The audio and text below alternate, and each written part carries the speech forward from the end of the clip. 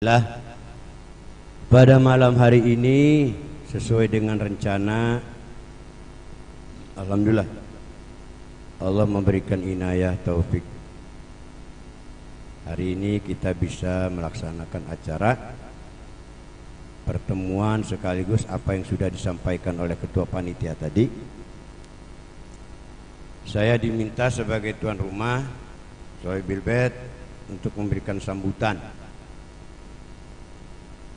Tapi saya nggak berani tuh, walaupun di rumah sendiri nggak berani berdiri di podium. Rada nggak gala leteri sukun. Ya. Alhamdulillah, apa yang direncanakan sepulangnya dari Cirebon Benda Kerep, kami akhirnya membentuk satu kepanitiaan yang dipimpin oleh diketuai saya tunjuk Imam Ibrahim, dan alhamdulillah segini acara itu ya cukup lumayan sukses.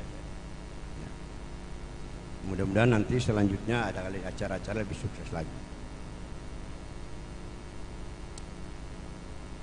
Para hadirin sekalian, selama ini saya mendapat laporan-laporan dari saudara-saudara, dari dulur-dulur, ribut-ribut di medsos katanya masalah begitu. Sementara saya kan gatek, dulur-dulur gatek. Nggak ngerti saya mau mainin HP begini, nggak ngerti, saya nggak tahu. HP-nya cukup SMS sama telepon aja, gitu aja. Saya biasanya nggak peduli tuh ada yang teman-teman dan saudara-saudara laporan ngasih tahu gini-gini, nggak peduli. Bab saya dengan Kiai Badri, Ali Badri di Genggong ya kalau nggak salah, bener ya? Tahun 2007 termasuk deklarator mendeklarasikan apa namanya tuh? Robito Ali Azomat Khan tahun 2007. Sampai terakhir kita rapat di Malang ya, di Batu. Ya, Li. Ya, sekitar belasan tahun lah. Itu saya nggak aktif tuh. Dan ternyata pengurusnya juga termasuk Ali Badri dan almarhum Dr. Diaudin rupanya nggak aktif juga. Isinya vakum. Tapi terakhir pada tanggal berapa itu ke Cirebon itu, Mas? Iya, tanggal berapa itu? Ada undangan katanya, bah, di Benda. Padahal saya waktu itu baru sehari keluar dari rumah sakit. Tapi saya lah pengen tahu berangkat. Nah ternyata saya mendapat, ini begini nih baru nih. Ya. Nggak debat kusir jadinya. Dikeluarkan manuskrip segala kitab-kitab. Akhirnya waktu itu saya sempat mengusulkan juga habis dari Benda Kerep, saya minta diadakan di Banten. Dan alhamdulillah terbukti hari ini terlaksana. Ya sedikit prihatin para hadirin, saya ingin cerita sedikit nih. Saya itu putra Ki Ahmad Khotib, Kiai Haji Tubagus Ahmad Khotib bin Wase bin Tohir bin Hafid bin Pangeran Kodi Jaya Santika bin Sultan Abdul Mafahir Mahmud Abdul Qadir bin Maulana Muhammad bin Maulana Yusuf bin Maulana Suni bin Syarif Hidayatullah. Selanjutnya ya mungkin sama dengan yang lain-lain. Kebetulan ibu saya punya anak 8. 1, 2, 3, 4 5 ya 4 perempuan, 5 laki-laki, 6 saya laki-laki lagi, 7 perempuan lagi, yang bungsu 8 perempuan lagi. Kemudian teteh saya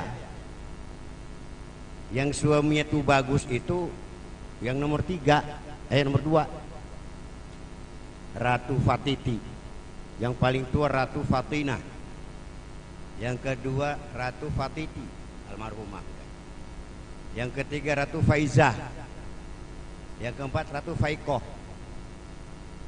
Faikoh itu istrinya Kiai Samun tuh. Suaminya tuh Kiai Samun. Ratu Fatina paling tua. Suami pertama adik sepupunya. Cuman nggak berlanjut. Suami kedua wong Palembang. Punya anak 1. Namanya Haidir Malik. Suami ketiga orang Palu. Punya anak 1 namanya Luki Zulkarnain. Suami keempat balik lagi ke orang Serang. Tuh Bagus Mustafa. Punya anak 3 wadon, pakai ratu KB. Ya. Terus anak kedua Ratu Fatiti. Adanya tuh ya. Suaminya tuh Bagus Abbas Mun. Anaknya semua pakai tuh Bagus, pakai ratu. Salah satu mantunya ini nih. Tuh Bagus Sahroni gitu. Dia ngobrolnya bari nonggoni wali kota bareng dulur, santai be ya. Sambutan cuma kene ya. Ini bukan sambutan, ngobrol. Ya, sambil nunggu wali kota. Tegang di kan mau ngobrol kan. Tuh Bagus Ratu KB anak. Yang tadi yang pertama Ratu Tinti Palembang. Punya anak 1, nggak pakai tuh Bagus. Palu punya 1, nggak pakai tuh Bagus. Ya, barang laki nih wong Serang itu Bagus Mustafa. Ane wong gini, mau nanti. Minus sibuk kok, nggak ada hitam. Wadon kabeh telu ngerti udah jauh gitu. Perempuan 3-3-nya anaknya tuh Bagus Mustafa. Pakai ratu kabeh. Laju teteh ketelu Ratu Faizah. Punya suami wong Cilegon, Kiai Haji Syahroji. Anaknya laki sing nganggo ratu tuh Bagus lah. Laju Ratu Faikoh ku sing kepapat ku. Laki ini ku. Suaminya tuh Kiai Haji Samun Abduh. Wong pada rincang. Kira udah tuh Bagus deh nya. Lain tuh Bagusnya. Lain. Mantak anaknya nggak pakai tuh Bagus. Ya, saya namanya Ade sama Teteh gitu kan ya. Suka nanya juga, Teh kunanta anak tir pakai tuh Bagus pakai ratu. Itu kau isin sen. Misalnya kita teh malain tuh Bagus sen gitu ta. Ya. Nah kemudian anak kelima laki-laki umur 2,5 tahun meninggal. Terus saya anak ke-6. Sampai umur 16 masih hidup nih sekarang alhamdulillah. Umur saya baru 16 nih Pak Kapolsek. Baru 16 dibalik. Punya istri, nggak punya anak yang pertama. Kawin lagi sama Ratu Menes tapi. Baru selidiki binnya ke sana ke siapa? Ke Joko Tinggi. Dia nyambungnya dengan saya Asnawi Caringin tuh. Terus ke mana? Ke Jasinga itu. Sohibnya ke Sohib. Itu istri saya yang kedua tuh. Ratunya Ratu Menes sama dengan Ratu Caringin tuh. Jadi ada istilah ratu tuh, Ratu Menes, Ratu Caringin gitu. Itu berarti bukan dari Hasan Nudin ratunya bukan. Ya. Punya anak 7 alhamdulillah tuh. Pakai tuh Bagus pakai ratu anak saya mah. Ya. Lah kawin lagi sama anak Habib di Jakarta. Syarifah Aliyah, Sarah Aliyah Al Idrus. Ya. Mertua saya namanya Habib Iqbal Al Idrus. Punya anak si jiwa Lana. Punya anak 1 laki-laki. Enggak pakai tuh Bagus, enggak pakai Habib. Saya pasang tuh bagus aja, tuh bagus Haidar. Tuh bagus Haidar Ali. Nah, kemudian yang adik saya Ratu Faihah Wadon, umur 21, baru kuliah di Jogja, baru setahun pulang, sakit, meninggal. Sedang ayu ini kan sedang, waduh, eman mah. Nah yang bungsu Ratu Fasoha punya suami orang Cilegon lagi tuh. Pernah dengar gak? Lukman Harun, pesantren Al Furqon. Anaknya pirip itu kan? 6 ya, 6 anaknya laki, perempuan ada lengkap. Nggak ada yang pakai tubagus, pakai ratu lagi. Nah, kenapa saya cerita ini? Agar kita semua paham. Siapa sih yang meragukan tubagusnya Kiai Ahmad Khatib kecuali si Firdaus? Ada yang meragukan Kiai Ahmad Khatib bukan tubagus, bukan turunan Banten. Ya, baru tahu sepanjang umur saya, baru ada orang yang meragukan Kiai Ahmad Khatib itu tubagus, itu Firdaus itu. Atau saya sumber dari mana itu? Ya. Lah kenapa anaknya putrinya Kiai Ahmad Khatib kok anak-anaknya nggak pakai itu bagus? Ya mungkin teteh saya mah tahu diri, suaminya bukan tuh bagus. Tapi nasab itu biasanya dari bapak yang ngambilnya. Iya. Tapi dulu bincang-bincang sama Ali Badri itu, dari perempuan juga nyambung kan ya kan, terus apa huulah katanya, istilahnya huulah katanya. Di zaman Admat Khan itu, Robito Ali Admat Khan, yang dari perempuan juga dimasuki, tapi dikasih tanda kho, tandanya kho ya, tandanya kho, jadi huulah, ya. Lah dibanding banyak kan kasusnya begitu, ya. Yang paling nyata itu seperti maaf ya, wali kota Cilegon, ya kan, udah populer kan. Itu bagus kan? Padahal saya sendiri tahu waktu kecil itu namanya itu Pak Toto itu bapaknya, orang Jawa. Dia aktivis Syarikat Islam memang dulu, PSI. Bahkan jadi anggota DPR di sana. Cuman istrinya emang ratu, wong Cekaujon, ya kan? Tapi teteh saya emang nggak ada yang pakai tuh Pak Kapolsek tuh, yang suaminya bukan tuh bagus, ya. Teh Tinti, Teh Ijah, Teh Ikoh, suaminya nggak tuh bagus.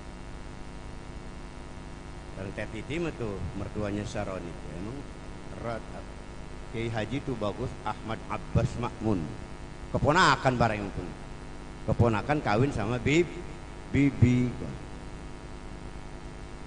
Ya mungkin para hadirin paham ya kenapa saya cerita begini.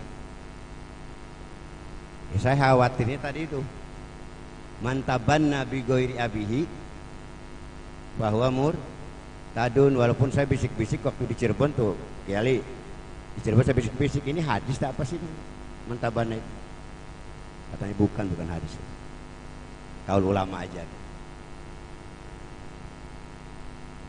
Itu kan yang begitu kan berarti ngebinkannya kan dibalik tuh, dibelokin. Ya. Sama halnya ada tokoh yang nggak perlu saya sebut namanya, mengaku-ngaku keturunan Syekh Nawawi Tanara. Silsilahnya nyambung ke Syekh Nawawi Tanara. Itu gede bohongnya itu tokoh itu. Kenapa? Ya anak-anak cuma 4 perempuan semua aja. Bagaimana menisbahkan ke Syekh Nawawi Tanara? Cucu-cucunya sekarang. Ya. Ya kan pastinya binnya ke suami ibunya kan, bukan ke ibunya. Ibunya memang putrinya Syekh Nawawi, tapi suaminya anak orang lain kan, binnya ke sana mestinya. Paham ya? Jadi mendingan kita ngikutin Kiai Badri tuh. Kalau hanya nyambung dari ibu, pasang aja khokon. Ya. Kasih tanda khuulah. Karena ya. Ini untuk semua ini. Saya kasih contoh tuh. Keluarga saya sendiri saya kasih contoh. Teteh-teteh nggak ada pakai tuh bagus pakai Ratu tuh anaknya. Kecuali Ratu Titi doang tuh.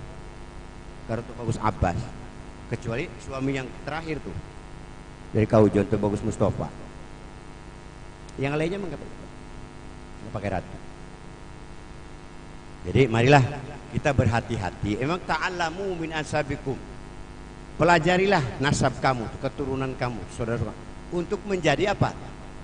Menjadi menguatkan tali silaturahmi. Bagus, penting.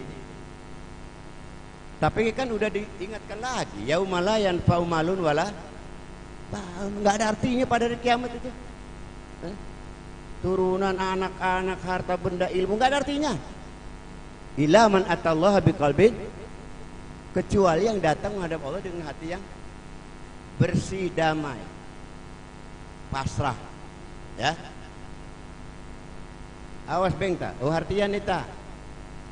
Nggak gede-gede kan mana itu bagus. Wah, dari Banten. Orang mah teu bagus, lain tu bagus, teu bagus.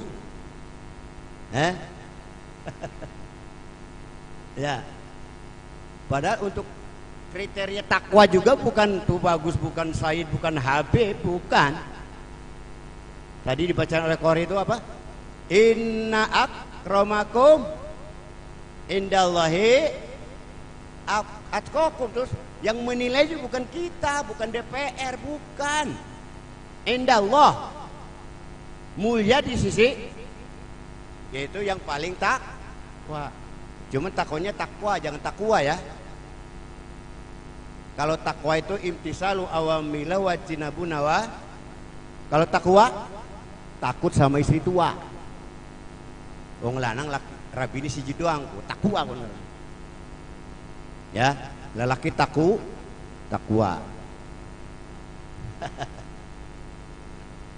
Pokoknya yang merasa istri masih satu berarti kiai takwa. Ya, wis ngewayu membekan ku.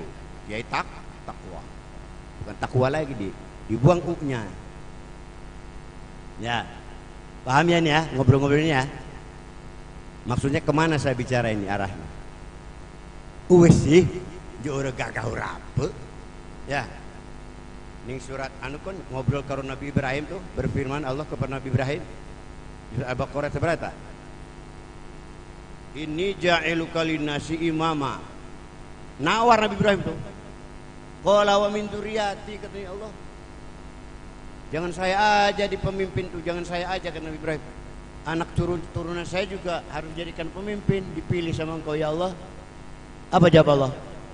Qala la yanalu ahli dzalim. Senajan turunan anak sire ke Ibrahim, dari zalim mau bakal kebagian apa-apa. Ya kan? Kita ingatkan Rasulullah tuh pesan sama putrinya, wahai Fatimah, kalau kamu nggak dapat ridho dari Ali suami kamu, Abah ini sebagai Rasul kekasih Allah nggak bisa nolongin kamu, katanya. Itu Siti Fatimah itu. Wal ada sabdanya itu apanya? Lau sorokot Fatimah, lakutiyat puyadaha, katanya. Seandainya Fatimah anakku itu mencuri, gua potong tangannya, kata Rasul. Ikimu bangga-bangga amat sih. Kelakuan kayak mengkonon dia ngaku-ngaku turunan Nabi segala macam teng bateng. Ya. Bisa datang dah, Pak Wali. Nyampe tuh. Gak dia mah.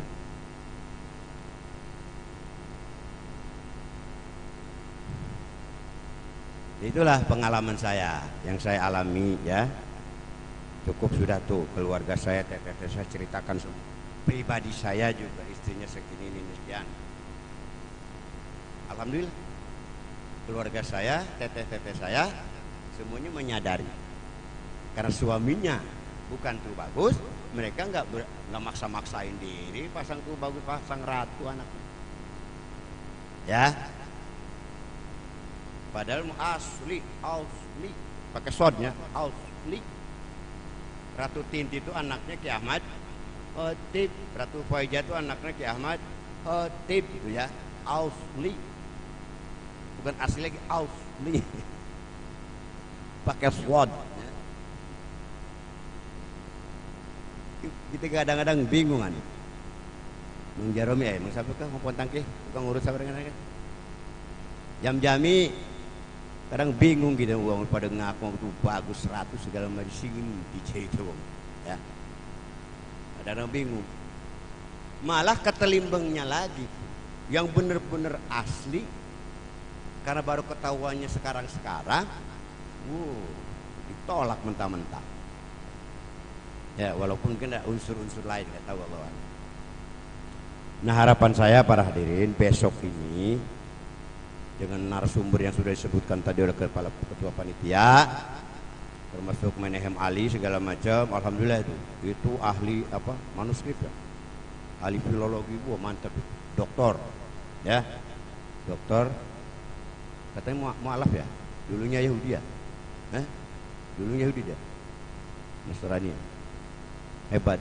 Memang di kegiatan kami di Palembang juga beliau sudah jadi ketua 4 kalau nggak salah ya, membidangi kristologi. Saya punya kegiatan di Palembang. Insya Allah udah datang kayaknya tadi saya ngeliat si Erwin tuh. Ya Erwin, datang Palembang ya. Masuk sini Pak Erwin, Pak Anu, Pak Arbani segala macam. Yang dari Palembang dari mana-mana udah datang.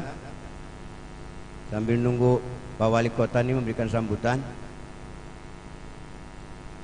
Ditodong sekali nyumbang piru kun. Nyumbang oleh waliku. Guna kegiatan ini. Ya fenomenanya begitu di Banten juga. Banyak sekali orang yang ngaku-ngaku tuh bagus, ngaku-ngaku tuh barang diselidik, diusut. Kadang-kadang ada 3-4-nya itu perempuan lagi dikacau, termasuk tokoh kita juga nih, nggak perlu saya sebutkan namanya, ngaku-ngaku turunan Syekh Nawawi, padahal Syekh Nawawi kan semua orang sedunia tahu punya anak cuma 4, wadon kabeh, ya kan? Pernah ada tuh seorang kiai sepuh yang konon pengakuan si kiai sepuh itu nggak sebenarnya ya, nggak perlu ada framing, ada apa tuh nanti viral lagi ribut ya. Makanya nggak usah namanya, nggak usah. Iku just si ngajar jurumnya itu kuntus tokoh pun gue. Saya tegaskan tuh, coba sih dibuka silsilahnya bagaimana, sampai ngegambarinya tuh rel kereta dia tuh kiai sepuh itu. Rel kereta itu terus katanya, kalau di stasiun kadang-kadang nyambung tuh rel di stasiun ya. Iki melake keluarga deweke keluarga Syekh Nawawi ke lempeng ke pendak-pendak Nabi Adam. Penjelasan si kiai sepuh itu. Jadi dia ngaku-ngaku turunan Syekh Nawawi. Waduh, ketelimbang di ya. Dari tokoh nasional itu ketelimbang mengol kok mesti mungkin. Ya. Ada contohnya. Ya. Inilah kita harus dipelajari, nasab kita pelajari. Ta'alamu min asabikum matasinu biar paham. Tapi ya terang-terangan lah, kalau memang dari ketemu perempuan ya udah putus gitu. Tapi tetap saudara gitu kan. Khuulah itu namanya. Di Banten ini banyak sekali. Bagus batu.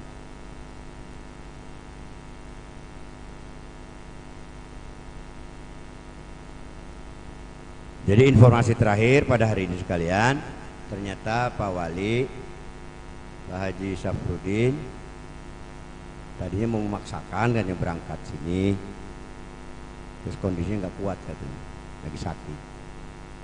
Beliau biasanya kalau acara apapun datang kalau diundang, rajin deh. Kesini baru ini juga nggak jadi misalnya. Tapi soalnya emang selama jadi wali belum pernah kesini kan? Memang belum saya undang, belum pernah saya undang. Tapi ke tempat lain acara sekecil-kecil juga datang dia merajin.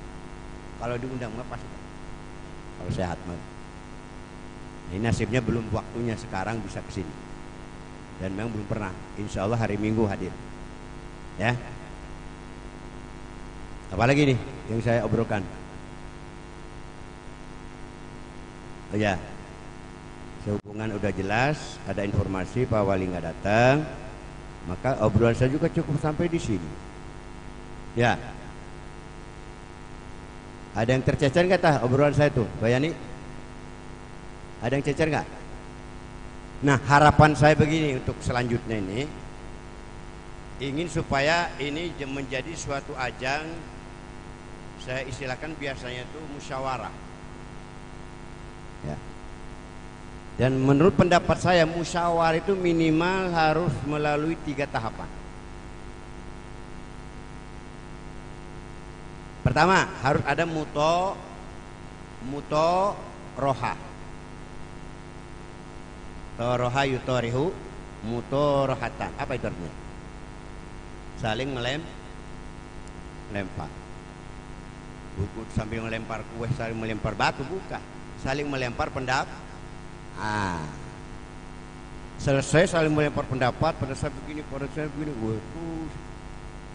makanya si moderator ya, pimpinan sidang itu yang rapat itu harus cerdas, itu harus catatan, catat semua, harus cerdas, jangan pelanga-pelongo jadi pimpinan rapat, ketelimbang kon ya. Selesai mutoroha, tahap kedua munazoro, saling merenungkan, saling memikirkan pendapat yang berseliweran itu, direnungkan, dipikirkan, baru masuk tahap ketiga, mudzakarah, saling mengingatkan, ya kan? Zakiru mudzakarotan, saling mengingatkan. Pendapat Bapak tadi kayaknya bertentangan dengan surat Anu ayat sekian. Saya lebih setuju dengan Bapak itu tuh. Pendapatnya sesuai dengan hadis ini, dengan Quran, hadis ayat sekian tuh. Hasilnya itu namanya hasil musyawarah. Bab syawarah yusawiru, siapa yang tahu ngacung artinya? Coba Adnan, naon artinya syawarah yusawiru? Ada yang tahu ya? Jendel kabeh. Padahal di kamus Marbawi ada, di kamus yang Jogja itu siapa? Munawar ada, Munawir. Di Munjid apa lagi? Ada sawar, ternyata artinya memeras atau mengambil madu. Berarti kalau kita lagi musyawarah itu sedang mengolah, mencari madu, mengambil madu yang paling inti, paling manis, paling enak. Sangat beda dengan apa yang sekarang rame-rame itu, jadi partai itu. Ada PDI, ada PD, ada apa lagi itu? Demokrasi apa itu? Beda dengan demokrasi. Demokrasi kan mencari yang terbanyak ya. Ya. Yang menang yang paling banyak yang menang. Kalau musyawarah yang paling baik yang diambil. Nah, saya harapkan besok ini, mulai besok nanti terjadilah mutoroha dulu, terus munadoro, baru hari Ahad siang sore baru itu hasil musyawarahnya diambil. Mudah-mudahan langsung di sini dapat keputusan, disepakati, setuju semua, sesuai dengan manuskrip, sesuai dengan dalil-dalil yang ada. Begitu, setuju? Keliwatan urus setuju mah, keliwatannya. Setuju ya apa kita ke? Kiamat khotib ke? Sing bewok ke baturan sekolah pengen ke? Arane sama dengan ayah saya, Ahmad Khotib. Ya waktu di sekolah saya manggil bapaknya sama dia, Pak, Bah, namanya sama dengan ayah saya. Setuju ya, Tip ya? Mantap. Itu saja, barangkali masih ada yang lain. Sebab acara ini setelah ini kita jarah ya, jarah bersama. Ya. Habis ini jarah bersama. Makanya saya selipkan tadi itu, sebelum uluk salam saya kan hadorat dulu. Dari awal kok nggak ada hadorat tuh. Syukuran oke. Nggak ada hadorat. Padahal yang mau dibahas kan masalah nenek moyang. Ya. Jadi saya isi dengan hadorat tadi. Ya jarang pun nanti habis ini. Ya. Hari kita mau relok jarang. Muhammadiyah gitu. Pondok Jaran. Jauh-jauh pada Jaran Meres. Ya itu saja ya. Kemudian cukup ya ngobrolnya. Ya kurang lebihnya wal afu minkum. Billahi fisabilil haq. Wassalamualaikum warahmatullahi wabarakatuh.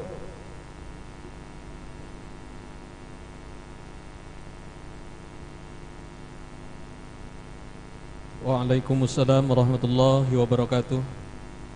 Kami ucapkan terima kasih atas sambutannya mewakili tuan rumah, yaitu kepada Al-Mukarram Al-Muhtaram Kiai Haji Tubagus Fatul Hadi Makhatib, yang mana penyampaiannya tadi sungguh jelas, betul-betul bisa dipahami oleh kita semuanya. Mudah-mudahan ini menjadi contoh bagi yang lainnya, sehingga tidak ada lagi polemik ini terjadi di kemudian hari. Untuk yang selanjutnya, sambutan yang ketiga yang akan disampaikan oleh Kiai Ali Badri Al-Masyhuri. Kepadanya waktu dan tempat disilahkan.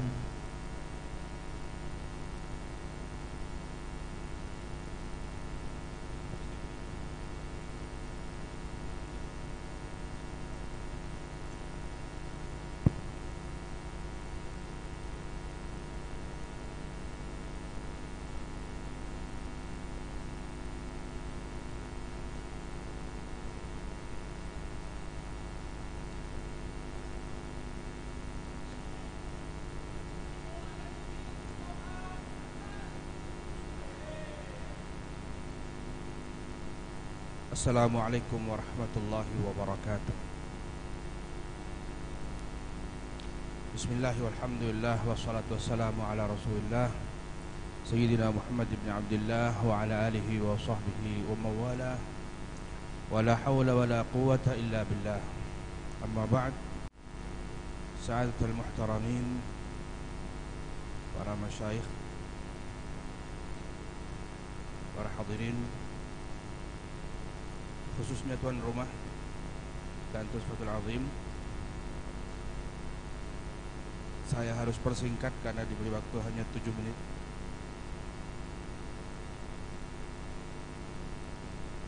Kita berkumpul ini untuk membahas konflik yang sedang berlangsung sekian bulan terakhir ini. Dan sebenarnya konflik ini bermula dari belasan tahun yang lalu, yaitu ketika saya dulu memulai untuk menghimpun keluarga keturunan Wali Songo. Perlu saya jelaskan apa tujuannya waktu itu saya menghimpun keluarga Wali Songo, yaitu karena saya melihat banyak ulama dan tokoh di Nusantara ini, bahkan Nusantara Raya, mencakup Malaysia, Thailand Selatan, Singapura, Brunei. Banyak ulama dan tokoh yang ternyata memiliki hubungan nasab atau intisab kepada satu orang, yaitu Syekh Jumadil Kubro, yang artinya mereka masih keluarga. Sehingga saya melihat ada tujuan lain yang juga sangat penting selain tadi yang dijelaskan oleh Kantor Fatul Azim, ta'alamu min ansabikum ma tasiluna bihi arhamakum, yaitu untuk silaturahim. Tujuan yang lain itu adalah bahwa ketika para ulama dan tokoh ini kita himpun sebagai keluarga, maka tentu akan bertambah jalinan rasa kasih itu. Bahwa mereka yang selama ini sudah berteman, mungkin di pesantren, mungkin berteman di kampus, berteman di organisasi, atau berteman di perjuangan, satu visi misi perjuangan. Kalau kemudian diperkenalkan bahwa mereka bukan hanya teman, ternyata masih keluarga, ini nasabnya. Maka tentu ini akan sangat bermanfaat kepada para tokoh-tokoh. Gampangnya gini, kan kebanyakan orang-orang yang beda pandangan kemudian serta-merta menentang dengan cara yang tidak etis. Itu kan karena nggak kenal saja. Saya dengan Kantor Syatul Azim akrab. Misalnya ada perbedaan yang jauh pun nggak bakal berantem. Kenapa? Karena akrab. Ya paling duduk bareng dibicarakan baik-baik. Tapi karena nggak kenal, itu cenderung orang apalagi yang tidak terbiasa menjaga adab, cenderung kemudian frontal. Kritiknya pedas, ngomongnya nyelekit. Maka diharapkan ketika tokoh-tokoh itu yang awalnya bahkan mungkin tidak kenal, diperkenalkan bahwa oh antum jalurnya ke sini, antum ke sini, berarti sepupu 12 kali misalnya. Ketemu masih keluarga. Harapannya setelah merasa keluarga, maka perselisihan itu akan dihadapi dengan lebih santun. Setelah tahu ternyata dia keluarga, gak mungkin maki-maki, pasti jaga, bahasa dijaga, ditata. Sehingga kalau ini terjadi, maka ini bukan hanya manfaat kepada keluarga besar Syekh Jumatul Kubra, tapi yang sangat diuntungkan juga adalah umat. Karena tokoh-tokohnya akur, minimal tokoh-tokohnya nggak berantem ketika berbeda. Maka ketika itu saya membuat slogan dari sebuah keluarga untuk umat. Saya pun mulai mencari, mendata kiai-kiai khususnya yang saya dengar punya catatan nasab. Sehingga seperti yang tadi diceritakan oleh Kantor Syatul Azim, pada tahun 2007 saya kumpulkan, saya undang sekitar 200